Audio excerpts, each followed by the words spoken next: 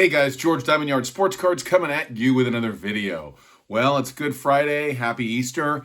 Hope everybody's going to have a great weekend. Passover, if you celebrate Passover. But anyway, I want to talk about some baseball cards. Baseball is in full swing and we have some great performances going on. I'm going to talk to you today about a rare Shohei Ohtani card that I picked up a little while ago and the story behind that. Kind of a winners and losers thing I've been talking about lately regarding a card that I lost on. And then a story about if you saw Baseball Collectors in Orlando, and I were on there talking. It's vintage, but there's a little story about Pete LaCock, and I thought that was kind of funny. So here we go, guys. Okay, so first thing, winners and losers. Bought this card a while ago. If you've watched my channel, you've probably seen it. It's a Willie Mays 1958 All-Star card. I submitted it for dual cert, and it failed. I submitted it as well with Beckett, and it failed. And what I've noticed is with Mays signatures, somebody, when I posted this originally, said, hey, that looks like his wife's signature. And I believe it's absolutely true. If you have a Mays auto that looks a little bit more flowery, a little bit more wild, there's some dots on there with two eyes on Willie. I mean, it's a good looking card.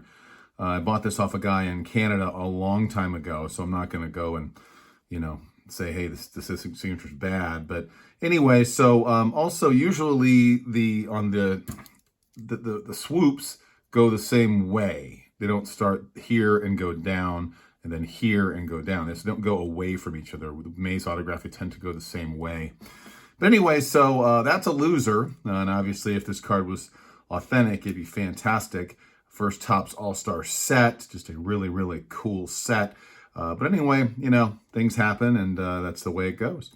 So I had a young man come by my table. Well, first of all, I told this story on Baseball Collector Mike's channel on Golden Age of Cardboard. If you've heard it, you've heard it. But this is interesting because I came across a collection of a gentleman from Kansas City, and he had a bunch of autograph cards, Steve Balboni, Buddy Biancalana, but among them were two of these Pete LaCock autographs. One was a 79 and one was a 78.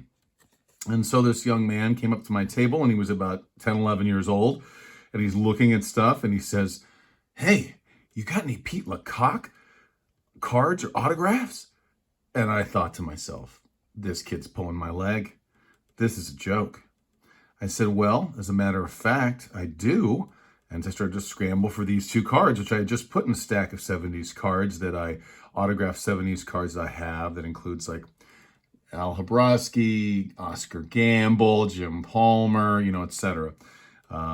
Billy Williams. And so he says to me, I'm Pete LaCock's grandson. And I said, oh my gosh. And so we looked at the cards. I pulled these two cards, the 79 and the 78 out. And he said, well, how much are they? And I told him how much each one was, which wasn't much. Maybe it was like $6 to $10, $6 to $9. And he said, well, I don't have that much money. And I just gave him the 79 Pete LaCock, and he was happy as a clam. And of course, when somebody on our podcast pointed out that Pete LaCock is actually Peter Marshall's son. So the young man who came up to me, who was 10 years old, he was Peter Marshall's great-grandson. Peter Marshall was the longtime Hollywood entertainer and the host of Hollywood Squares, whose real name was Ralph Pierre LaCock, and this is his son, Pete LaCock. So anyway, I just thought that was a funny story about a show. You never know who comes up to you at shows, you think they might be pulling your leg, but they're really somebody's grandson or related, and so it's a really interesting card world out there. Last thing I'm going to show you today on this Friday is this beautiful Shohei Ohtani card. Shohei is doing things nobody else has done. This year, I watch a lot of Dodger games. This year, he is on a 40-40 pace. He leads the National League in runs scored, and he just does things to get the table set for Freeman and for Betts and for Will Smith and Muncy and those guys. I mean, he's just amazing. When you watch, he will hit a home run of 460 feet, and then the next time he'll miss hit a dribbler to the second baseman, but he will bust his ass down the line. This dude is always hustling. He plays the game the way it should be played, and it's a pleasure to watch him.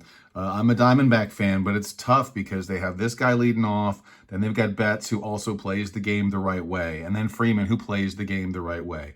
So when you're, I mean, you know, if you're a Giants fan or Diamondbacks fan, it's painful to watch this, but you wish, you know, every one of your players or any team played the game as hard as Shohei does. With all he's accomplished, he just continues to push the envelope and continues to give 120% effort every time, which is impressive. So this card is 700, Series 2, so his first flagship rookie. At a local card shop, a former high school teacher of ours, who will remain nameless, works there, and apparently, from what I understand in the story, he was going through some 2018 Series 2 cards that he had, and he stumbled upon an Ohtani card that looked different than the other Ohtani cards from the standard rookie where he's pitching. And that card was this card. And this is the Shohei Ohtani hand-on-helmet variation. So what he did was, the guys at the shop said, hey, you got to submit that for grading. He did, and it got a 9, which, you know, it's not a 10, but it's not a 7 either. This beautiful Ohtani card, so he had it, and he was trying to move it because he's a vintage collector. And so we ended up working a deal on it, and I ended up picking this hand-on-helmet Ohtani up. This card population has a total of 72. I mean, there's like, I believe, probably at least 8,000 to 10,000 flagship rookies in 10s. But this one, there's only 12 10s. There's 34 9s and a population total with PSA of 72. So it's a really rare Ohtani photo variation. But anyway, guys, I just wanted to share this with you. Hope you guys have a great weekend and keep collecting.